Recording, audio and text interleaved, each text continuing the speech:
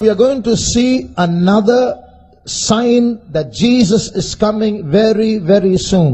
இயேசு சீக்கிரமாக அதிசீக்கிரமாக வருகிறார் என்பதற்கு மற்றொரு அடையாளத்தை இப்பொழுது நாம் பார்க்க போகிறோம். Something that is happening in the world today and has been prophesied in the Bible, and Jesus says, when you see this happening, remember the coming of Jesus is very soon.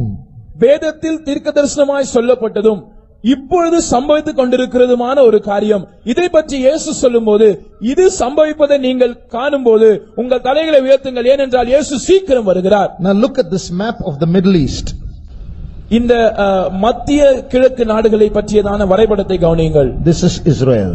இதுதான் இஸ்ரவேல் தேசமா இருக்கு. Now I'm going to show you how different armies are surrounding Israel. எப்படி பல்வேறு தேசங்களின் ராணுவங்கள் இஸ்ரவேலை சூழ்கிறது என்பதை நான் இப்பொழுது உங்களுக்கு சொல்லுகிறேன். We are going to see that the third world war is going to break out in a short while.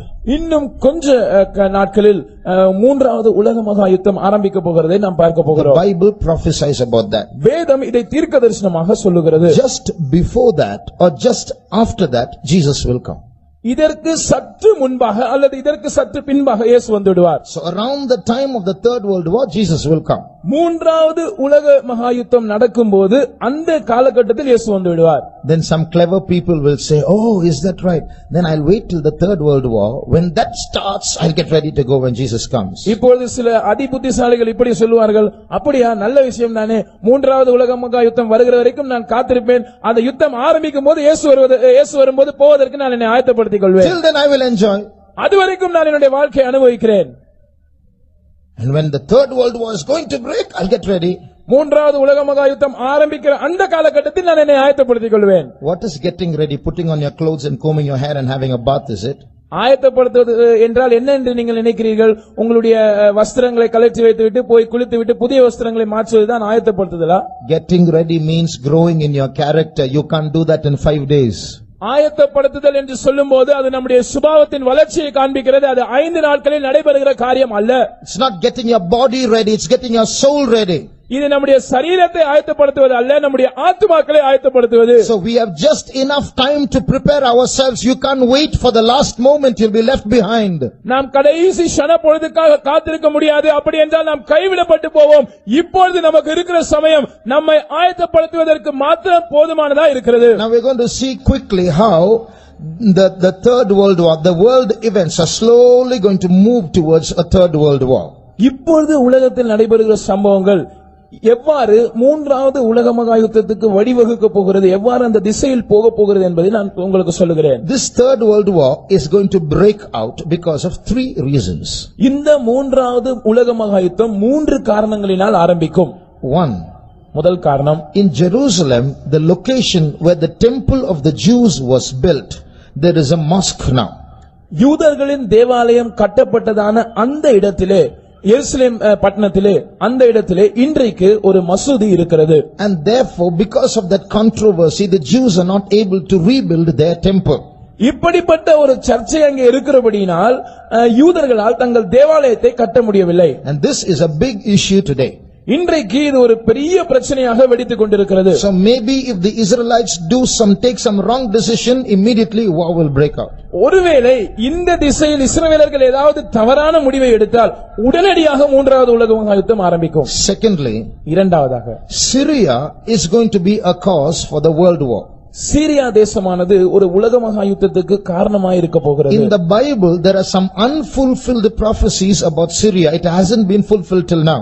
வேதத்தில் சீரியா தேசத்தை பற்றி சொல்லப்பட்டிருக்கிற சில நிறைவேறாத தீர்க்க தரிசனங்கள் இருக்கிறது. இந்த நாட்களில் அவைகள் நிறைவேற போகிறது. Read Isaiah chapter 17 and verse 1. ஏசாயா தீர்க்கதரிசன புத்தகம் 17ஆம் அதிகாரம் அதன் முதல் வசனத்தை வாசிப்போம். தமஸ்குவின் பாரம் இதோ, தமஸ்குவானது நகரமயிலால் தள்ளப்பட்டு பாழான மண்மேடாகும்.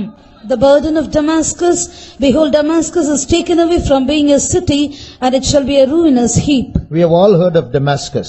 நம்ம எல்லாருக்கும் தமஸ்கு பட்டணத்தை பற்றி தெரியும். Paul was saved on the road to Damascus. Pavul அவர்கள் இந்த தமஸ்குவுக்கு போகிற வழியில் தான் ரட்சிக்கப்பட்டார். But many do not know that Damascus is the capital of Syria.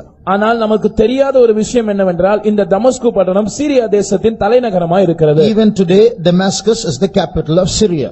இன்றைக்கும் சீரியா தேசத்தின் தலைநகரம் இந்த தமஸ்கு பட்டணமாய் இருக்கிறது. Now listen to this statement.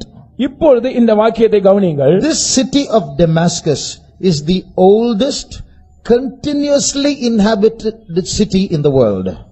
இந்த தமஸ்கு பட்டணமானது உலகத்தில் தொடர்ந்து குடியிருப்பு இருக்கிற மிக பழமையான பட்டணமா இருக்கிறது. I will say it again. This Damascus is the oldest continuously inhabited city in the world. தமஸ்கு பட்டணமானது ஜனங்கள் பூர்வத்திலிருந்தே தொடர்ச்சியாக குடியிருக்கிற பட்டணங்களில் மிக பழமையானதாக இருக்கிறது. In other words, Damascus has never ceased from being a city in its history ever. தன்னுடைய சரித்திரத்தில் ஒருபோதும் தமஸ்கு பட்டணமானது ஒரு பட்டணமாய் ஜனங்கள் குடியிருக்கிற பட்டணமாய் இல்லாமல் இருந்ததில்லை. But this verse says Damascus is going to be taken away from being a city and is going to become a ruinous heap. ஆனால் இந்த வசனம் சொல்லுகிறது தமஸ்குவானது ஒரு நகரமாய் ஒரு பட்டணமாய் இல்லாமல் தள்ளப்பட்டு அது ஒரு பாழான மண்மேடாகும். And what is going to happen? என்ன சம்பவிக்க போகிறது? Read verse 14, the last verse of that chapter. அந்த அதிகாரத்தின் கடைசி வசனமாகிய 14ஆம் வசனத்தை வாசியுங்கள். இதோ சாயங்காலத்திலே கலக்கம் உண்டாக்கும், விடியற் காலத்திற்கு முன் அவர்கள் ஒளிந்து போவார்கள். இது And behold, at evening tide trouble, and before the morning he is not. In the evening trouble, in the morning he is not. சாயங்காலத்திலே கலக்கம் உண்டாகும், காலையிலே அவர்கள் இல்லாமல் போவார்கள். What is the meaning of that? அதோட அர்த்தம் என்ன? Damascus is going to be destroyed overnight. ஒரு இரவிலே தமஸ்கு அழிக்கப்படும். In Isaiah's days, the man who wrote this prophecy, in his days, this was impossible because people fought with stones and arrows and bows. இந்த தீர்க்கதரிசனத்தை உரைத்ததான ஏசாயாவின் நாட்களில் இது சாத்தியப்படாத அசாத்தியமான ஒரு விஷயமா இருந்தது. ஏனென்றால் அந்த நாட்களில் யுத்தங்கள் கற்களை கொண்டும் அம்புகளை கொண்டும் ஈட்டிகளை கொண்டும் செய்யப்பட்டன. But today it is possible for a city to be overthrown or become a ruinous heap overnight. இன்றைக்கு ஒரு பட்டணத்தை கவிழ்ப்பது அல்லது அதை ஒரு பாழான மண்மேடாக்குவது என்பது ஒரு இரவிலே செய்வது ஒரு சாத்தியமான விஷயம்தான். Because we have atom bombs today. ஏனென்றால் இன்றைக்கு அணுகுண்டுகள் இருக்கிறது. So overnight this place, this Damascus is going to be overthrown is the Bible prophecy.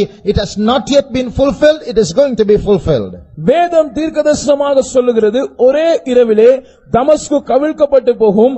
இது இன்னும் நிறைவேறவில்லை, இது நிறைவேற போகிறது. So it may be that in this year the war will start.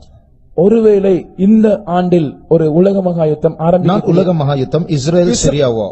Israel Syria யுத்தம் ஆரம்பிக்கக்கூடிய ஆண்டு இந்த ஆண்டாக இருக்கலாம். So we'll wait and see. நாம் பொறுத்திருந்து பார்ப்போம். The third reason why a third world war is going to this Syria Israel war will escalate and finally result in the third world war. இந்த இஸ்ரவேல் சிரியா யுத்தமானது அது பிரச்சனை பெரிதாகி கடைசியிலே ஒரு உலக மகா யுத்தத்தில் முடிவடையும். Thirdly, மூன்றாவது, today Israel's greatest enemy is Iran. இன்றைக்கு இஸ்ரவேல் தேசத்தின் மிகப்பெரிய சத்துரு ஈரான் தேசமா இருக்கிறது. The president of Iran says Israel should be wiped out of the map of the world. Iran தேசத்தின் ஜனாதிபதி சொல்லுகிற காரியம் என்னவென்றால் இஸ்ரேல் தேசமானது உலக வரைபடத்திலிருந்து துடை தெரியப்பட வேண்டும். And Iran is heaping atomic weapons and they have many nuclear reactors and they are making bombs so that this time they are not going to lose. Israel is going to disappear from the world. இந்த முறை யுத்தம் ஏற்பட்டால் Iran தோற்று போகக்கூடாது என்பதற்காகவும் இஸ்ரவேல் தேசம் உலகத்திலிருந்து காணப்படாமல் போக வேண்டும் என்பதற்காகவும் ஈரான் தேசமானது அது அணு ஆயுதங்களை குவித்துக் கொண்டு வருகிறது.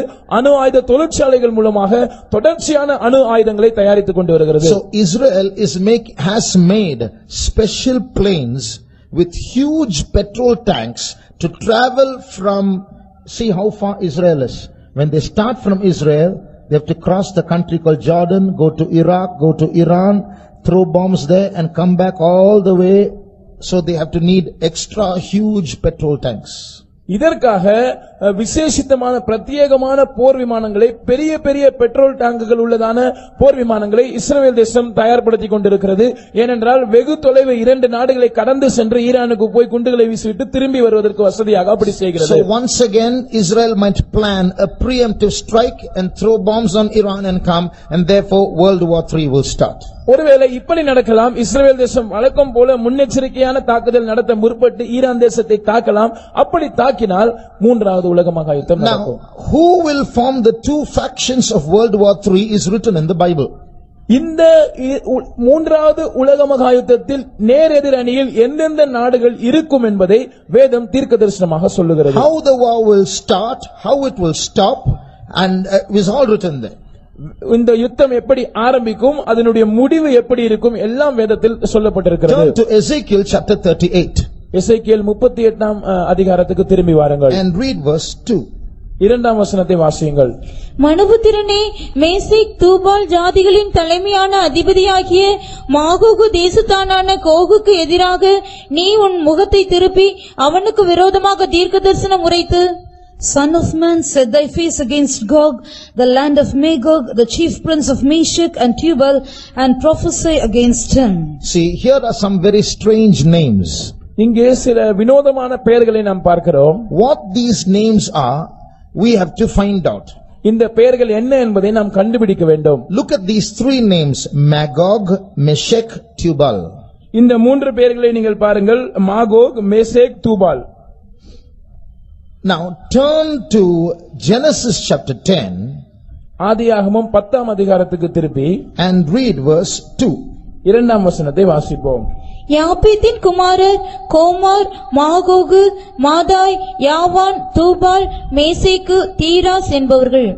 The sons of Japheth, Gomer and Magog and Madai and Javan and Tubal and Meshech and Tyrus. So you see these 3 names appear as the children of Japheth, the son of Noah. இந்த 3 பெயர்களும் நோவாவின் குமாரனான யாப்பேத்தின் குமாரர்களாக இந்த வசனத்தில் குறிக்கப்படுகிறதை நாம் பார்க்கிறோம். So as these people increased and became tribes, they started moving in a certain direction and settled down. இந்த ஜனங்கள் அவர்கள் பழுகி பெருகி கோத்திரங்களாக மாறின போது ஒரு குறிப்பிட்ட திசைக்கு நேராக பிரயாணப்பட்டு அங்கே அவர்கள் குடிபெயர்ந்தார்கள். So you have to ask the ethnologists that they are the ones who study how nations are born, how they moved in directions, where they settled down, etc. இப்படி இனங்களை பற்றி, தேசங்களை பற்றி, அவைகளின் துவக்கம் எப்படி இருந்தது, அவைகள் பூர்வத்தில் எங்கே இருந்தார்கள், எங்கே குடிபெயர்ந்தார்கள் என்பதெல்லாம் ஆராய்ச்சி செய்கிறவர்களிடத்திலே நீங்கள் இதை பற்றி கேட்பீர்கள் என்றால், they say that these sons of Japheth, that is Meshech, Tubal, Magog, all moved to and settled down in that place which today is called Russia. இந்த யாப்பேத்தின் குமாரராகிய மாகோகு, தூபால், மேசேக் என்பவர்கள் இவர்கள் எல்லாரும் குடிபெயர்ந்து ஒரு இடத்தில் போய் அவர்கள் குடியமர்ந்தார்கள். அந்த இடம் இன்றைய ரஷ்யா தேசமா இருக்கிறது.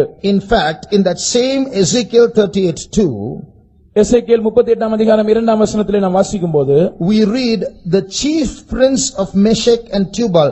The word chief is Rosh, which is from which the word Russia comes. ஜாதிகளின் தலைமையான அதிபதி என்று அங்கே சொல்லப்பட்டிருக்கிறது. அங்கே அந்த தலைமை என்று சொல்லுகிற வார்த்தை ராஷ் என்று அழைக்கப்படுகிறது. இந்த வார்த்தையிலிருந்து தான் ரஷ்யா என்கிற பெயர் வந்தது. And the word Gog is a name as a title of the ruler of Magog, the area of Russia. ரஷ்யாவில் இருக்கிறதான மாகோக் என்கிற அந்த இடத்திலே ஆளுகை செய்கிற அந்த ராஜாவினுடைய பெயர் தான் கோகாக இருக்கிறது. So Magog is a place, Gog is a title of a king, the ruler. Magog ஒரு இடமா இருக்கிறது. அந்த தேசத்தை ஆளுகை செய்கிற ராஜாவினுடைய பெயராக அல்லது பட்டமாக கோக் இருக்கிறது. Just like Pharaoh is a title of many kings, Herod is a title of many kings, Caesar is a title of many kings, Gog is a title of many kings. எப்படி எகிப்தின் अनेक ராஜாக்கள் அவர்கள் பார்வோன் என்று அவர்களுக்கு பட்டம் இருந்ததோ, எப்படி ஏரோது என்கிற பட்டம் இருந்ததோ, எப்படி ராயன் என்கிற பட்டம் இருந்ததோ, அதே போல अनेक ராஜாக்கள் கோக் என்கிற பட்டத்தை உடையவர்களாக இருக்கிறார்கள். So God says, I am prophesying against you. கர்த்தர் சொல்லுகிறார், நான் உனக்கு விரோதமாக தீர்க்கதரிசனம் சொல்லுகிறேன். And in verse 4 God says, I'm going to put jaws in your hooks into your jaws and I'm going to drag you towards Israel. நான்காம் வசனம் சொல்லுகிறது, நான் உன் வாயில் துறடுகளை போட்டு உன்னை இஸ்ரவேலுக்கு நேராக இழுத்து கொண்டு வரப்போகிறேன். And Persia and Ethiopia and Libya, they're all going to come with you. உன்னோடு கூட பெர்சியரும் எத்தியோப்பியரும் லீபியரும் வருவார்கள். So which means with Russia, many other countries of today which are called by ancient names in the Bible are going to join with Russia and go towards Israel. தங்களுடைய ஆதி நாட்களில் இருந்ததான பெயரினால் அழைக்கப்படுகிற அநேக நாடுகள் வேதத்திலே குறிப்பிடப்பட்டிருக்கிறது. அவைகள் ரஷ்யாவோடு கூட சேர்ந்து இஸ்ரவேல் தேசத்துக்கு விரோதமாக யுத்தத்தில் கலக்கும். Verse 8 says, this shall happen in the latter years. இது பின் நாட்களில் சம்பவிக்கும் என்று 8ஆம் வசனம் சொல்லுகிறது. So this is what is going to happen as a third world war. இதுதான் மூன்றாவது உலக மகாயுத்தமாக நடக்க போகிறது. Now there are different nations. I'm going to just mention one nation that is present today that is going to join Russia in this battle. இன்றைக்கு இருக்கிறதான ஒரு நாடு ரஷ்யாவோடு அது யுத்தத்தில் இஸ்ரவேலுக்கு விரோதமாக சேர்ந்து கொள்ள போகிறது. அந்த நாட்டை நான் உங்களுக்கு குறிப்பிட்டு சொல்லுகிறேன். Read verse 5. 5ஆம் வசனத்தை வாசியுங்கள். அவர்களோட கூட பெர்சியரும் எத்தியோப்பியரும் Persia. So Persia is one country that is going to join with Russia and go to the battle against Israel. இந்த பெர்சியா தேசமானது ரஷ்யாவோடு சேர்ந்து கொண்டு இஸ்ரவேலுக்கு விரோதமாக யுத்தம் செய்ய போகிறது. Verse 8 says they are going to go towards Israel. 8ஆம் வசனம் சொல்லுகிறது, அவர்கள் இஸ்ரவேலுக்கு நேராக அவர்கள் பிரயாணப்படுவார்கள். Now listen. கவனியுங்கள். In the year 1935, 1935ஆம் வருஷத்தில், till 1935 Persia was Persia. In 1935, just like Bharat and Hindustan became India, Persia changed its name. 1935ஆம் ஆண்டு வரைக்கும் பெர்சியா தேசம் என்றுதான் அழைக்கப்பட்டது. ஆனால் எப்படி பாரத் இந்துஸ்தான் என்கிற பெயர் மாறி இந்தியா தேசம் என்று பெயரிடப்பட்டிருக்கிறதோ அதே போல பெர்சியா தேசமும் பெயர் மாற்றம் அடைந்தது. In the year 1935, the country of Persia became known as Iran. 1935ஆம் வருஷத்தில் பெர்சியா தேசம் இனி ஈரான் என்று அழைக்கப்பட்டது. So this Bible says that Russia and Persia are going to join with many countries and travel towards the mountains of Israel with their armies. இந்த வேதம் சொல்லுகிற காரியம் என்னவென்றால், இந்த ரஷ்யா தேசமும் இந்த பெர்சியா தேசமும் இன்னும் அநேக நாடுகளை சேர்த்துக் கொண்டு இஸ்ரவேல் தேசத்தின் மலைகளுக்கு விரோதமாய் அவைகள் தங்கள் ராணுவங்களை சேர்த்துக் கொண்டு போக போகிறது. See, all this is Golan Heights. These are mountains. இந்த கோலன் ஹைட்ஸ் என்று சொல்லப்படுகிற இடம் அது மலைப்பகுதியா இருக்கிறது. The entire area there are so many mountains. அந்த கோடிட்டு காண்பிக்கப்படுகிற பகுதி எல்லாம் முழுவதும் மலைப்பகுதியா இருக்கிறது. Russia is this portion. Russia அந்த பகுதியா இருக்கிறது. So Russia and Iran and many countries will join together, form a coalition army and march towards Israel, crossing these mountains. ரஷ்யாவும் ஈரானும் இன்னும் அதை சுற்றி இருக்கிற அநேக நாடுகளும் ஒன்று சேர்ந்து ஒரு கூட்டு ராணுவமாக இந்த மலை பிரதேசத்தை நோக்கி தங்களுடைய ராணுவத்தை அனுப்ப போகிறது. And what is going to happen? சம்பவிக்க போகிறது என்ன? As they come near Israel, அவர்கள் இஸ்ரவேல் தேசத்தை நெருங்கி வரும்போது they are saying to themselves, it's very easy, just cross the mountains of Israel. There are no fortresses, no fortifications, no walls. It's easy to take over Israel, they will say. அவைகள் சொல்ல போகிற காரியம் என்னவென்றால், இஸ்ரவேல் தேசத்தை நாம் எளிதாக கைப்பற்றி விடலாம், இந்த மலைகளை மாத்திரம் நாம் கடந்தால் போதும், இஸ்ரவேல் தேசத்துக்கு எந்தவித மதில்களும் கிடையாது, எந்த பாதுகாப்பும் கிடையாது, அரண்களும் கிடையாது, இது சுலபமான வெற்றியா இருக்கும் என்று சொல்லுவார்கள். Because there's lack of time, I'm skipping some details. நேரம் குறைவா இருக்கிறபடினால் சில விளக்கங்களை நான் தவிர்க்கிறேன். Now at this time, when one faction, one group of armies is joining together to come against Israel, who will support Israel? இப்படி ஒரு கூட்ட தேசங்கள் தங்கள் ராணுவத்தை ஒன்று சேர்த்து கூட்டு ராணுவமாக உண்டாக்கும் போது இஸ்ரவேலுக்கு ஆதரவாக யார் வருவார்? Till now, Israel is supported by America, Britain and some European English speaking countries. இதுவரைக்கும் இஸ்ரவேல் தேசத்துக்கு ஆதரவாக இருந்து வருகிற நாடுகளில் முக்கியமான நாடுகள் அமெரிக்க தேசம், இங்கிலாந்து தேசம் மற்றும் சில ஐரோப்பிய தேசங்களா இருக்கின்றன. In verse 13, you will see those countries that are supporting Israel.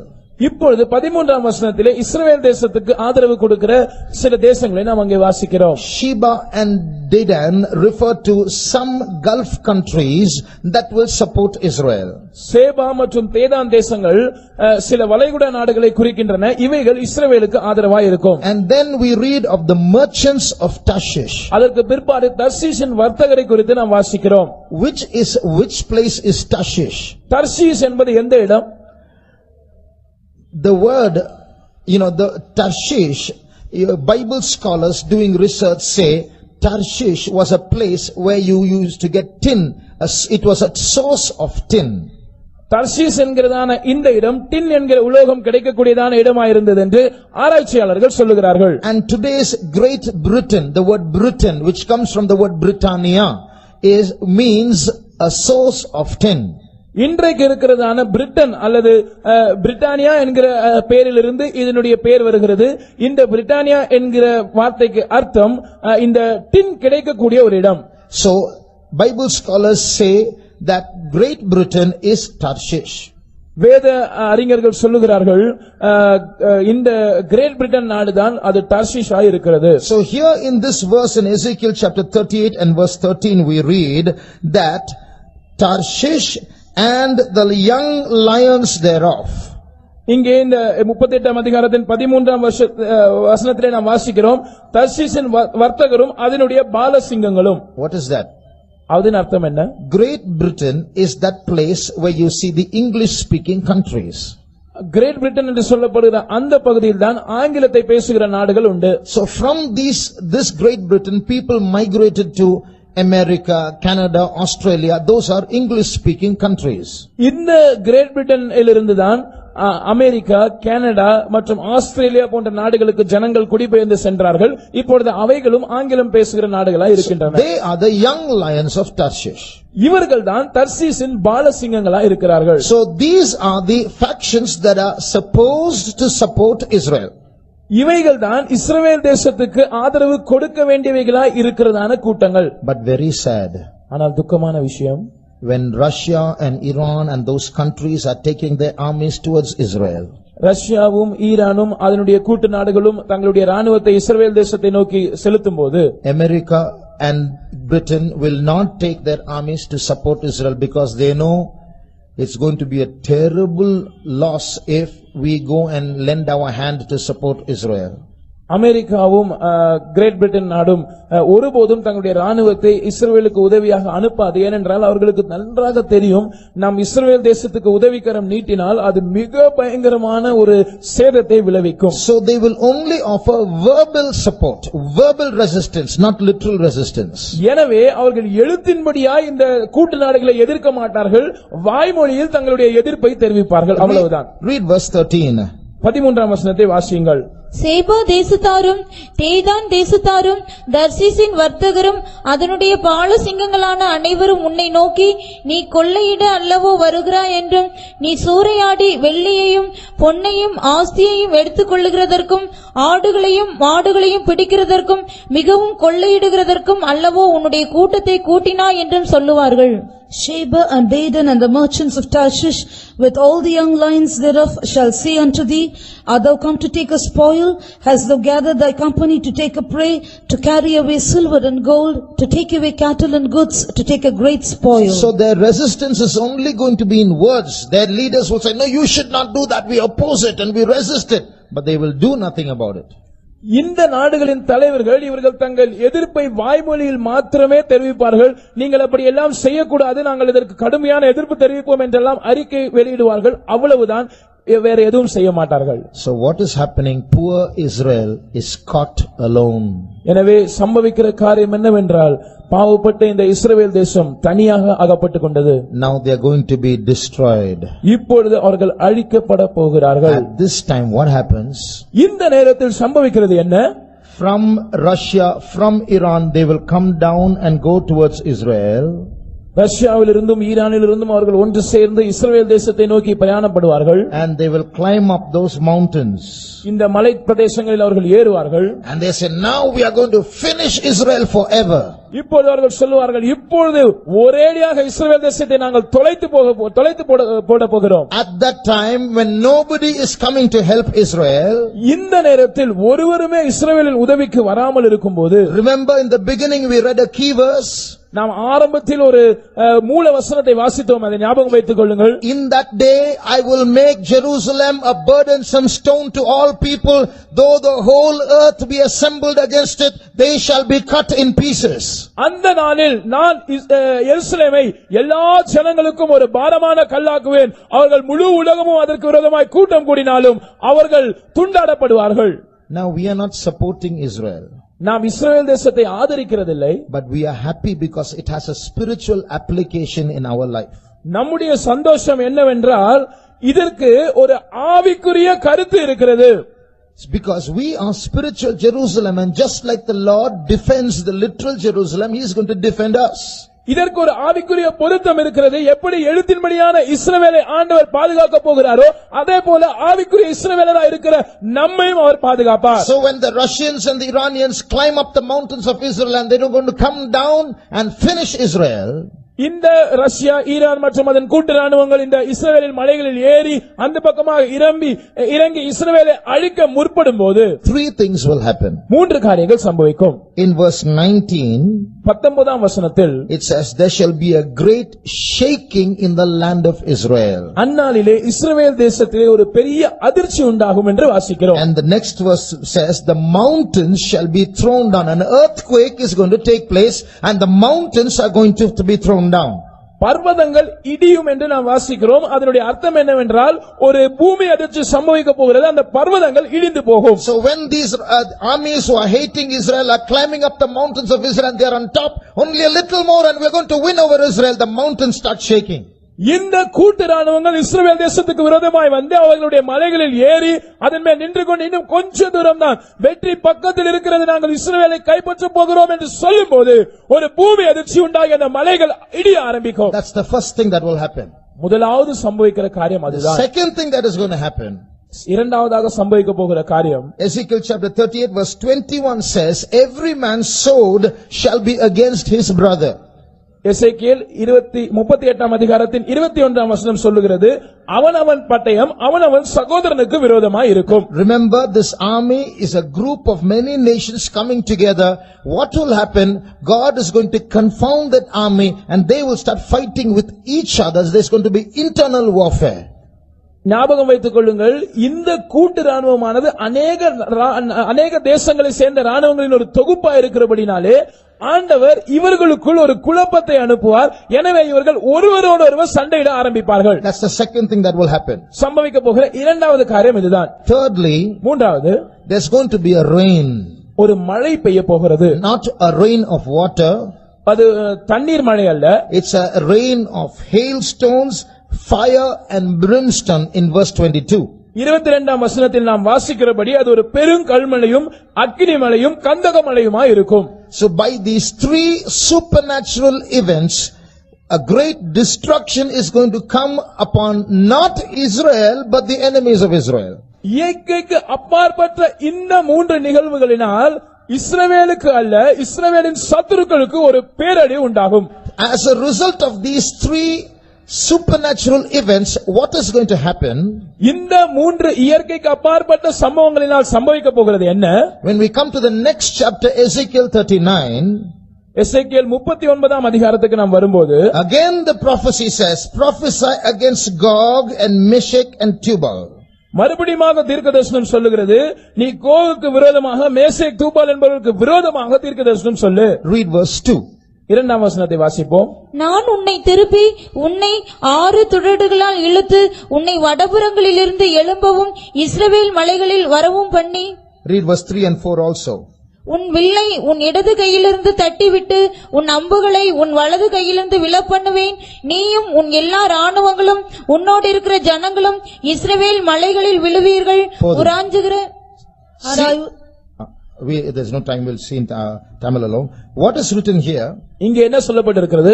God is telling the enemies of Israel, I will smite your bow out of your left hand and throw down your arrow from your right hand and make you empty handed. நான் உன் வில்லை உன் இடது கையிலிருந்து தட்டிவிட்டு உன் அம்புகளை உன் வலது கையிலிருந்து விலப்பண்ணி உன்னை ஆயுதம் இல்லாமல் வெறுங்கையாக மாற்றி and you and your armies are going to fall upon the mountains of Israel. நீயும் உன் எல்லா ராணுவங்களும் உன்னோடு இருக்கிற ஜனங்களும் இஸ்ரவேல் வழியிலே விழப்போகிறீர்கள். And verse 2 says only a sixth part of you will remain. இரண்டாம் வசனம் சொல்லுகிறது உங்களில் 1/6 தான் மீதியா இருப்பீர்கள்.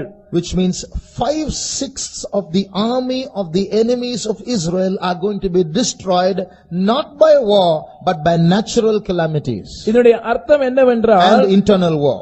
இதனுடைய அர்த்தம் என்னவென்றால் இஸ்ரவேல் தேசத்துக்கு விரோதமாய் வருகிறதான இந்த ராணுவத்தில் 5/6 ஜனங்கள் இந்த யுத்தத்தினால் அல்ல அவர்களுக்குள் சம்பவிக்க போகிற உள்கலகத்தினாலும் இந்த இயற்கை பேரழிவுகளினாலும் அழிக்கப்படுவார்கள். So what is going to happen? என்ன நடக்க போகிறது? The third world war is about to start and the armies are destroyed so much, only 1/6 is left. மூன்றாவது உலக மகா யுத்தம் இனிதான் துவங்குவதாக இருக்கிறது. ஆனால் அதற்குள்ளாக ஒரு ராணுவத்தின் பெரும்பகுதி 5/6 அழிக்கப்பட்டது, ஒரு சின்ன பகுதி தான் மீந்திருக்கிறது. So when this 1/6 itself is a big number, they are going to decide whether to fight against Israel or not. இந்த 1/6 இருந்து மீதியா இருக்கிறவர்களே ஒரு பெரிய கூட்டமாயிருப்பார்கள். அவர்கள் ஒன்று சேர்ந்து இஸ்ரவேலுக்கு விரோதமாக யுத்தம் பண்ணுவதா வேண்டாமா என்று முடிவு செய்வார்கள். At that time, அந்த நேரத்தில் from the European Union, ஐரோப்பிய யூனியனில் இருந்து, as I told you yesterday, a little horn will come up. நான் நேற்றைக்கு சொன்னது போல ஒரு சின்ன கொம்பு முளைத்தெழும்பும். He is going to be the leader of the European Union. He will come and he will command peace between these two factions and he will bring about a beautiful solution and how to create peace. அவன் ஐரோப்பிய ஐக்கிய நாடுகளின் தலைவனாயிருப்பான். அவன் இந்த ஐரோப்பிய ஐக்கிய நாடுகளின் மத்தியிலிருந்து முளைத்தெழும்பி இந்த பிரச்சனைக்கு சுமூகமாக தீர்வு காண்பது எப்படி என்று சொல்லி ஒரு சமாதான உடன்படிக்கையை முன்வைப்பான். அது மிகவும் ஆச்சரியப்படக்கூடியதா இருக்கும்.